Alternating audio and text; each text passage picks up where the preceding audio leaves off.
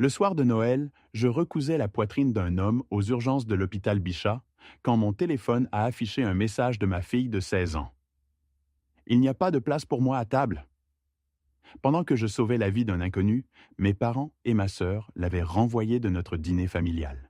60 kilomètres seul à travers une tempête de neige. Je m'appelle Léo Valère. Voici comment j'ai appris que le silence peut faire plus mal que n'importe quelle trahison. Jusqu'au jour où je l'ai enfin brisé. Quand je suis rentré après minuit dans notre appartement du 20e, Chloé était recroquevillée sur le canapé, encore en manteau. Ses bottes près de la porte, son sac fermé. Elle était censée passer la nuit à Chenonceau chez mes parents, comme chaque Noël. « Qu'est-ce qui s'est passé ?» ai-je murmuré. « Ils ont dit qu'il n'y avait pas de place, » murmura-t-elle. « Grand-mère a dit qu'elle ne m'attendait pas, qu'ils avaient déjà trop de monde. Elle ne pouvait pas ajouter une chaise. »« Tu es arrivé en retard ?»« Non, j'étais en avance. J'avais apporté des cookies. » Elle a ri amèrement. Il y avait 28 personnes. La fille de tante Sienna était à ma place. Grand-mère a dit « C'est trop bondé cette année. » Sur le comptoir, une tranche de pain froid et une demi-orange sur une serviette. Son dîner de Noël. Quelque chose s'est brisé en moi. Ils ne t'ont pas proposé de te ramener ? Elle a secoué la tête. Je ne voulais pas les déranger. Je me suis assis à côté d'elle. Elle s'est blottie contre moi. Je sais qu'ils ne t'aiment pas, chuchota-t-elle. Mais je pensais que c'était juste entre toi et eux, pas moi. Plus tard, quand elle s'est endormie, j'ai fixé son sac préparé avec soin. La boîte de cookies fait maison, scellée d'un ruban rouge. Le frigo vide, juste du lait, de la moutarde, une bouteille d'eau. Nous n'avions pas prévu de plan B. Nous leur faisions confiance. Ce n'était pas le pain ou le silence qui m'a brisé. C'était l'image d'eux regardant ma fille dans les yeux et décidant qu'elle n'avait pas sa place. Je suis allé à mon bureau, j'ai sorti le dossier des relevés hypothécaires et des actes. La maison à Chenonceau, celle que j'avais achetée il y a 7 ans, où mes parents vivaient sans loyer. La maison à mon nom. J'ai glissé les papiers dans une enveloppe blanche. Mon pouls était calme. Pas tremblant, pas en colère, juste clair. Je ne discuterai pas, ai-je murmuré. J'agirai. J'ai posé l'enveloppe sur le comptoir, à côté du pain froid. Demain, ils la liront. Le lendemain matin, Chloé dormait encore quand je me suis assis avec mon café, fixant le dossier.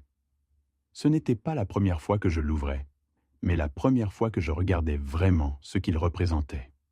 Pas de l'argent, du contrôle, de l'histoire. Grandir à Chenonceau signifiait vivre selon des règles non écrites. Ma mère, Marguerite, dirigeait la maison Valère comme une scène de théâtre. Elle possédait une boutique d'antiquités et croyait que les apparences étaient tout. Mon père, Richard, enseignait l'histoire au lycée. La curiosité était un péché, le silence était la sécurité. À 8 ans, j'ai demandé un microscope pour Noël. Ma mère a ri. Un jouet pour les enfants qui aiment disséquer les choses. Mon père a dit « Les gens intelligents mettent les autres mal à l'aise, Léo. Ne fais pas de ça une habitude. » Quand j'ai décidé d'aller en médecine, ma mère a dit « Tu répares des inconnus pendant que ta propre famille s'effondre. » Ma sœur Sienna a abandonné ses études pour l'événementiel. Ses échecs devenaient des anecdotes charmantes. Mes succès, des menaces. Quand je me suis marié, personne n'est venu. Sienna avait un événement. Quand ma femme est morte 5 ans plus tard, ils ont dit « C'est le prix de tes choix. » J'ai arrêté d'attendre du réconfort. J'ai envoyé de l'argent. Quand mes parents ont vieilli, je leur ai acheté une maison à Chenonceau, à mon nom. 7 ans de crédit, facture, assurance santé. Chaque Noël, ils y organisèrent le dîner. Mais au fil des années, les factures augmentaient, des pics à chaque nouveau client de Sienna. La maison que je payais était devenue son entrepôt et sa cuisine de préparation. 2 semaines avant Noël, j'ai trouvé un vieux email entre ma mère et une tante. Léo a toujours été instable, trop émotif pour un homme. On l'aime, mais il ne gère pas bien la vie. Elle avait construit ce récit bien avant Chloé. La nuit où ils ont renvoyé ma fille affamée, ce n'était pas une erreur. C'était une tradition. J'ai ouvert mon ordinateur, documentant chaque paiement, chaque dépense. Une chronologie de loyauté confondue avec la faiblesse. J'ai joint les vieux emails. Des preuves. pas des souvenirs. 3 semaines avant Noël, Sienna a appelé. Hé, grand frère, ce stage scientifique pour Nina? 1 200 €. Tu valorises l'éducation, non? Je suis content qu'elle soit acceptée. Mais je couvre déjà la maison, les factures, l'assurance. Vérifie les bourses. Silence glacial. Waouh, ça doit être agréable d'avoir tout et d'être quand même radin. J'ai raccroché. 1 semaine plus tard, je suis monté à Chenonceau déposer les médicaments de ma mère. Elle scotchait une liste sur le frigo, le plan de table de Noël. J'ai parcouru les noms. Richard, Marguerite, Sienna, Nina, les Keller, les Peterson, une cliente de Sienna. Pas Chloé. Chloé a hâte de venir, ai-je dit prudemment. Elle veut conduire elle-même. Maman a souri tendu. On verra. C'est bondé. Ce serait plus facile si elle restait avec toi. J'ai hoché la tête, donné les médicaments, et suis parti.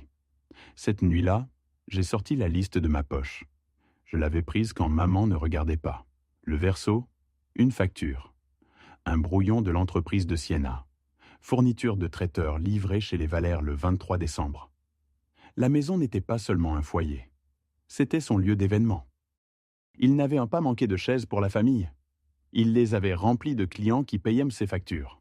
Dans la veste de Chloé, j'ai trouvé une petite enveloppe. L'écriture de ma mère, adressée à Chloé. Le papier à l'intérieur était vierge, sauf 2 mots. Joyeux Noël. Pas de signature, pas d'amour. Cette carte inachevée pesait plus lourd que toutes les factures. La preuve qu'ils avaient fait leur choix des jours auparavant. J'ai placé le plan de table et la carte dans l'enveloppe blanche contenant les documents de la maison. Ils m'ont montré comment ils dressent leur table, ai-je dit doucement. Il est temps que j'apprenne à dresser la mienne. Le matin de Noël, j'ai rédigé un avis formel. Fin de soutien financier et expulsion dans 60 jours. J'ai appelé Jonah. Il n'a pas posé de questions. Nous avons roulé en silence vers Chenonceau. J'ai pensé à Chloé chantant des cantiques sur ce même trajet, sa voix trop lumineuse pour une famille qui ne chantait jamais en retour. À la maison, j'ai frappé. Pas de réponse. J'ai glissé l'enveloppe dans la fente du cadre de porte. Ce n'était pas une question de vengeance, une question de limite. La porte a grincé derrière moi. Ma mère, en robe de chambre, a ramassé l'enveloppe et l'a ouverte. Puis est venu le cri. « Richard, il nous met dehors !» Sienna est apparue, téléphone à la main, caméra pointée sur moi. « Voilà, la preuve. Il a perdu la tête. » Jonah a démarré. Nous sommes partis tandis que leur voix s'évanouissait dans la neige. À Paris, mon téléphone explosait. 36 appels manqués. Ta mère fait une crise. Qu'est-ce que tu as fait? Tu ne peux pas jeter ta famille comme ça. Sienna avait envoyé la vidéo au groupe familial. Il expulse nos parents le jour de Noël. Ma mère en pleurs. Sienna narrant, mon visage flouté en arrière-plan. Un commentaire m'a arrêté. Il a oublié d'où il vient. Chloé dormait. L'appartement était silencieux. Puis une nouvelle notification. Sienna avait publié la vidéo publiquement, avec mon adresse. Ce n'était plus une question de maison. C'était une question d'humiliation. Pas un seul n'avait demandé de nouvelles de Chloé. Pas un seul n'avait dit son nom. J'ai rouvert la vidéo. Pause sur le visage de ma mère. L'incrédulité devenant fureur. S'ils veulent que je sois le méchant, ai-je murmuré. Alors je leur montrerai à quoi ressemble la vérité quand elle est signée et scellée.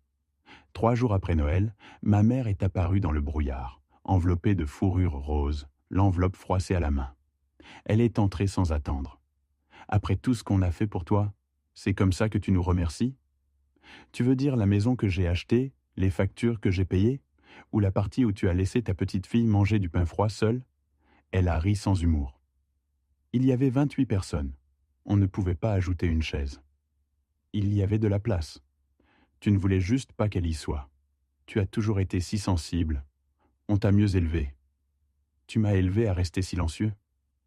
Elle a saisi l'enveloppe, l'a déchirée en 2, laissant les morceaux tomber. Voilà. Maintenant, tu vires 1200 € pour Nina, et on passe à autre chose. Elle croyait vraiment que j'obéirais. Il n'y a plus rien à pardonner, maman. Seulement des leçons à apprendre. Elle a cligné des yeux, puis est partie. Tu le regretteras. Sienna parle déjà à un avocat. Quelques heures plus tard, Un message de Sienna, puis une alerte email. Un nouveau compte de service public ouvert à mon nom. Une signature falsifiée, copiée depuis ses contrats d'événements. Jonah a vu le document. Il te piège. Tu as besoin d'aide. Hélène Rod, avocate. Elle ne plaisante pas. Ce soir-là, à l'hôpital, j'ai regardé les moniteurs clignoter. J'enviais cette machine. Des lignes claires, sans confusion. Si la gentillesse se fait piétiner, ai-je murmuré, alors la loi devra parler à sa place. Le lendemain, j'ai rencontré Hélène Rod dans le Marais. Cheveux argentés, yeux ayant vu toutes les manipulations. Je lui ai montré tout. Actes, relevés, plan de table, l'email instable, la vidéo de ma mère. Vous avez largement assez, dit-elle. Nous procéderons à l'expulsion et envisagerons la diffamation. Vous les avez soutenus pendant des années. Il est temps d'arrêter de saigner. J'ai signé. Elle a hoché la tête. Ils seront assignés dans la semaine. Le soir, mon téléphone débordait. Sienna avait weaponisé l'histoire. Ma photo signant des documents. Il l'a fait le jour où un patient est mort sous ses soins. Chloé a fermé son téléphone. Ils n'ont pas besoin de preuves, juste quelqu'un à blâmer. Hélène a appelé le lendemain. Sienna a déposé une requête. Leur argument ? Vous êtes mentalement instable. Ils citent votre traitement pour insomnie après le décès de votre femme. Mon deuil est maintenant une arme légale. Seulement si vous le permettez. Avez-vous des preuves de leur dépendance financière ? J'ai tout. 7 ans. Jonah est passé avec une clé USB. Cet appel où Sienna mendiait de l'argent. Tu pourrais trouver ça utile ? La voix de Sienna. Tu es le seul avec de l'argent, Léo ? Le portefeuille de la famille. Sois utile pour une fois. La preuve de la cupidité et du mépris. Hélène a appelé en quelques minutes. C'est ça. Ça coupera à travers chaque mensonge. On l'apporte au tribunal. Cette nuit-là, j'ai conduit sans but dans les rues silencieuses, les flocons de neige brouillant les bords des lampadaires. À la radio, Douce Nuit jouait faiblement, une mélodie trop calme pour la tempête qui avait pris racine en moi. Je me suis garé sur un pont, surplombant la Seine gelée, moteur en marche, et j'ai fixé l'eau sombre en contrebas. Mon reflet dans la vitre ressemblait à quelqu'un d'autre, quelqu'un qui avait passé toute sa vie à s'excuser d'avoir raison. Pendant des années, j'avais confondu endurance et paix. Maintenant, je connaissais la différence. Le silence garde la nuit calme, me suis-je dit. Mais le silence trop long devient son propre péché. Quand je suis rentré, Chloé dormait sur le canapé, une couverture remontée jusqu'au menton. J'ai éteint la lumière, me suis assis à côté d'elle un moment et ai laissé la maison se calmer autour de nous. La tempête dehors s'apaisait, mais la guerre à l'intérieur de notre famille ne faisait que commencer. Le palais de justice du Val-de-Loire était plus petit que je ne l'avais imaginé. Des portes vitrées pâles striées de givre, un bourdonnement silencieux de radiateurs luttant contre la neige. L'audience a commencé à 9 heures précises. Je me suis assis à la table des plaignants, à côté d'Hélène, mon avocate, tandis que ma mère, mon père et Sienna prenaient leur place de l'autre côté de l'allée. Le jeune avocat de Sienna avait l'air nerveux, serrant une tablette et évitant tout contact visuel. Le juge est entré, cheveux gris et calme, et l'huissier a appelé à l'ordre. Il s'agit de l'affaire Valère contre Valère, a lu le greffier. Expulsion et contre-plainte concernant une mauvaise gestion financière. L'avocat de Sienna s'est levé en premier, la voix tremblant légèrement. « Votre honneur, mes clients souhaitent déclarer que M. Valère a démontré un comportement erratique, une instabilité émotionnelle et un abus de contrôle financier. Cette action ne concerne pas l'argent. Il s'agit de protéger des parents vieillissants d'un fils qui a perdu son chemin. » Ma mère a hoché la tête vigoureusement, les yeux luisants d'un chagrin bien répété. Hélène s'est levée lentement. Sa voix, quand elle a parlé, a tranché l'air comme une lame propre. Parlons de protection alors. Mon client a payé toutes les factures, l'hypothèque et les primes d'assurance liées à cette maison pendant 7 ans. Il en est le seul propriétaire légal. Ses parents y vivent à ses frais. Et pourtant, quand lui et sa fille mineure ont été exclus du rassemblement familial de Noël, où 28 autres personnes, y compris des voisins et des clients commerciaux, étaient représents, il a pris une décision légale de mettre fin à l'arrangement. Le juge a levé un sourcil. « Vous avez la preuve du paiement » Hélène a placé un épais dossier sur le banc. Reçu d'hypothèque, virement bancaire, facture de service public et relevé de couverture médicale, tous à son nom. L'avocat de Siena a objecté. Non pertinent pour... Le juge a levé une main. Rejeté. Continuez. Puis Hélène a appuyé sur un bouton de son ordinateur portable. Les haut-parleurs de la salle d'audience se sont remplis de la voix enregistrée de Siena. Tu es le seul avec de l'argent, Léo. Tu es essentiellement le portefeuille de la famille. Sois utile pour une fois. Le silence a balayé la salle. Même le cliquetis des stylos s'est arrêté. Siena a baissé la tête. Ma mère est devenue pâle. Mon père a juste fixé la table, mâchoire serrée. Hélène a laissé l'enregistrement se terminer, puis a dit « Votre honneur, ce n'est pas un homme qui a abandonné sa famille. C'est un homme qui a refusé de continuer à être exploité par elle. » Le juge s'est tourné vers moi. « Docteur Valère, souhaitez-vous ajouter quelque chose ?» Je me suis levé, mes paumes pressées contre la table.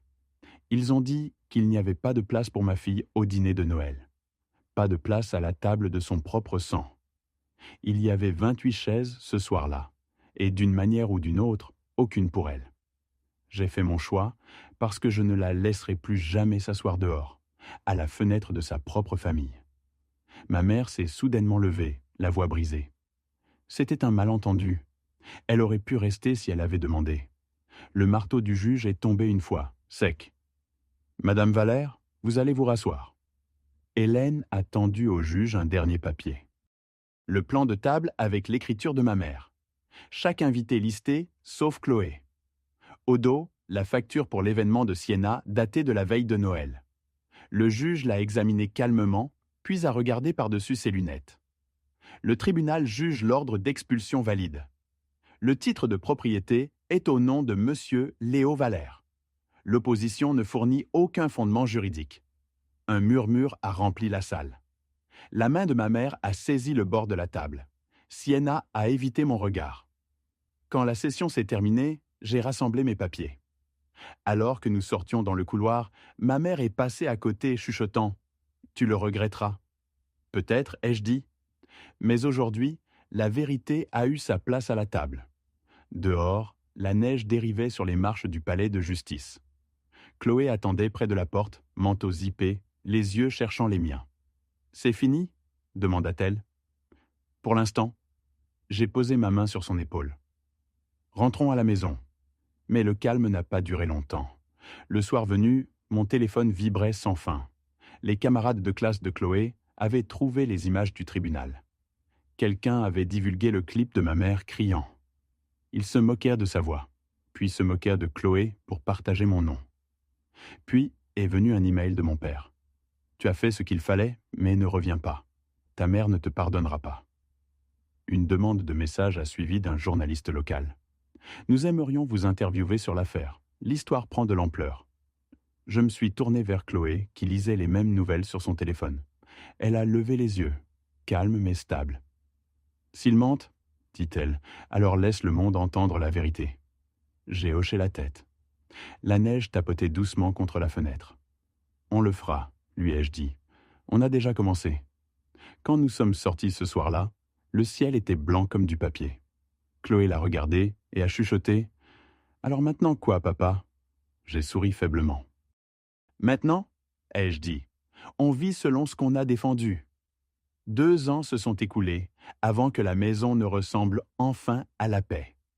L'air d'été parisien chatoyait de chaleur et les cerisiers de notre jardin se penchaient sous des grappes de fleurs roses. Chloé avait maintenant 18 ans, faisant ses bagages pour l'université à Lyon. Elle avait choisi la psychologie, pour comprendre pourquoi les gens blessent ceux qu'ils aiment. Avait-elle dit avec un sourire en coin. Je travaillais toujours de nuit aux urgences. Parfois, j'enseignais aux résidents pendant mes jours de congé. La vie s'était calmée en quelque chose de stable. La maison de Chenonceau avait été vendue depuis longtemps.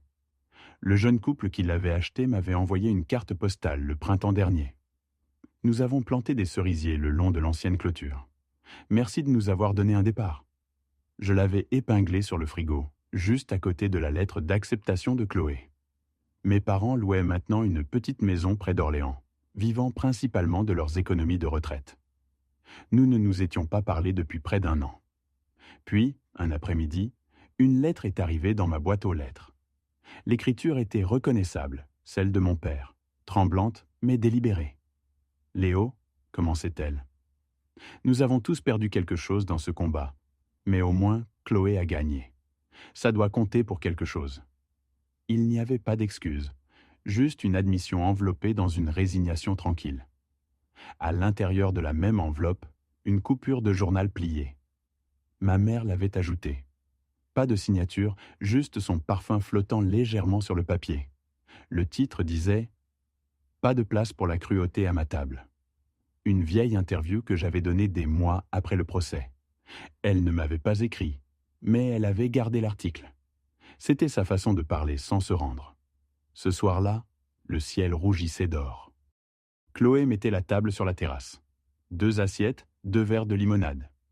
Je suis sorti et elle a dit « J'ai ajouté une 3e chaise au cas où quelqu'un voudrait se joindre à nous un jour. » Sa voix était légère, mais le sens était profond. J'ai regardé la chaise vide, puis elle. « Tant qu'ils savent ce que ça signifie de la mériter, ai-je dit. Elle a souri. Alors elle sera toujours là, en attente. Mon téléphone a sonné à ce moment-là. Le nom de Sienna a clignoté sur l'écran. J'ai hésité, puis j'ai répondu. Son visage est apparu, plus vieux d'une certaine façon, les yeux cernés d'épuisement. « Je voulais dire que je suis désolée, » dit-elle doucement. Je pensais que rester aux côtés de maman était la seule façon d'être aimée. J'avais tort. Je ne savais pas quoi dire, alors je ne l'ai pas fait. Elle a fait un petit signe de tête et a mis fin à l'appel avant que le silence ne devienne gênant. Quand je me suis retourné, Chloé regardait l'horizon, la lumière du soleil attrapant ses cheveux. Les fleurs de cerisier se balançaient dans la brise chaude. Mon téléphone a sonné à nouveau. Hélène. « Félicitations, » dit-elle. « Le transfert final est terminé. Vous êtes libre et clair, légalement et financièrement. C'est fait. »« Merci, » ai-je dit, et je le pensais. Après l'appel, j'ai rejoint Chloé à la table. Elle a regardé la 3e chaise à nouveau et a dit doucement « Maintenant la table est enfin complète. N'est-ce pas, papa ?» J'ai regardé à travers le jardin, les pétales dérivant comme de la neige dans la lumière ambrée. « Elle est complète, » ai-je dit, « et elle le sera toujours pour ceux qui ont mérité leur place. » Elle a levé son verre et j'ai levé le mien. Pendant un long moment, aucun de nous n'a parlé. L'air du soir portait le parfum léger des fleurs de cerisier et des rires lointains d'un autre jardin. Il y a 2 ans, il n'y avait pas eu de place. Maintenant, chaque chaise était un choix. J'ai pensé à cette nuit aux urgences, au pain froid et à la demi-orange, à la fille qui était rentrée honteuse mais toujours gentille. Tout ce qui avait suivi avait été pour lui rendre ce qu'il lui avait enlevé. Un siège à la table, une place qui était la sienne. Si quelqu'un me demandait maintenant si je regrettais ce que j'avais fait, je lui dirais ceci. Je regrette seulement les années où je suis resté silencieux. Parce que parfois, la chose la plus aimante que vous puissiez faire pour la famille, c'est tracer la ligne où la gentillesse se termine et où la dignité commence. Parfois, la famille ne vous brise pas avec des mots forts. Elle vous brise avec le silence, avec la chaise vide qu'on ne vous a pas offerte. Mais la guérison commence au moment où vous décidez de construire votre propre table, même si elle n'accueille que 2 personnes au début. J'ai appris que les limites ne sont pas de la cruauté. Elles sont la preuve que votre gentillesse a enfin appris à se défendre. Si cette histoire a touché quelque chose en vous, prenez une seconde pour respirer, pour penser à qui, dans votre vie, mérite une place à votre table. Merci d'avoir écouté mon histoire. Si elle t'a touché, laisse un like, écris en commentaire ce qui t'a le plus parlé et abonne-toi à la chaîne. Beaucoup d'autres histoires arrivent. Ce n'est pas la fin de la mienne, c'est seulement le début de quelque chose de meilleur.